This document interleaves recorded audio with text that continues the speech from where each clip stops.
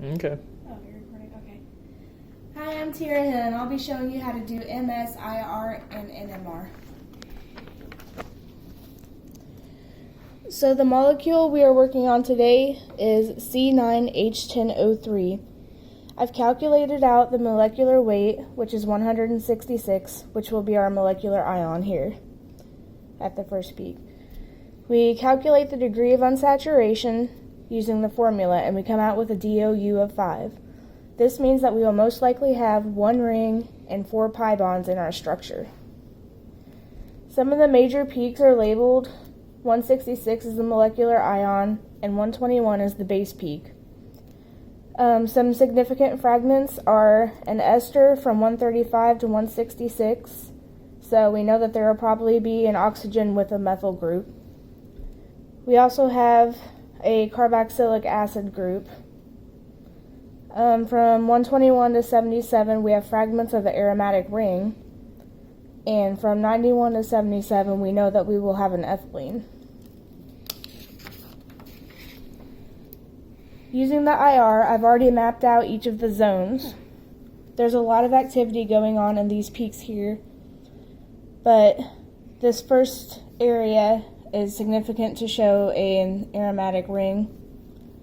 Here we have evidence of a carboxylic acid, and here we have alkane activity. Over in zone 4, this is proof that there will probably be an ester.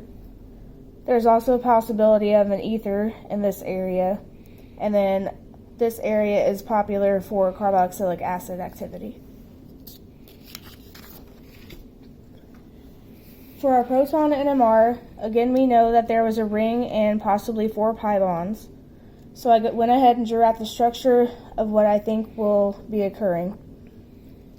The integration is already written on the graph, so we know that this first peak will have 2 hydrogens, 3 hydrogens. Both of these will have 2 hydrogens, and then this one over here will have 1 hydrogen.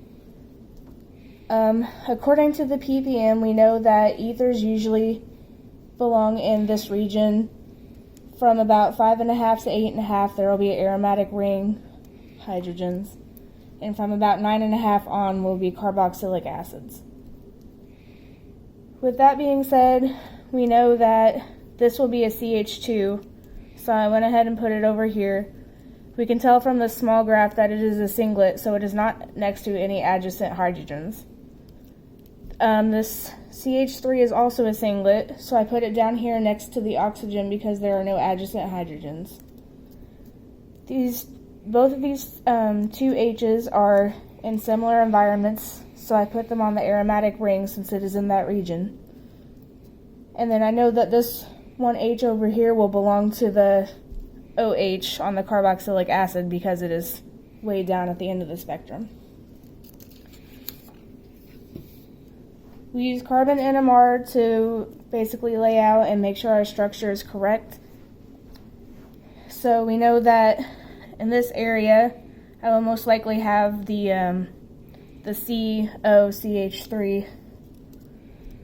So the CH3 methyl group will be the first peak, and then the carbon at the bottom of the aromatic ring will be the second peak. Peaks 3 and 4 are in the same environment, that's why it just shows one strong peak, and so these will be the CHs on either side of the aromatic ring. 5 and 6 both have similar environments, so they will also be these 2 CHs at the top of the ring. This peak here will be a CH2. It gets deshielded by the carboxylic acid, so it's further down the spectrum than what it would normally be. Number 8 is deshielded by the aromatic ring, so it's further down this way. And then number 9 would be part of the carboxylic acid up here because it has the double bond O and the alcohol group. And that's how we know that our structure is correct.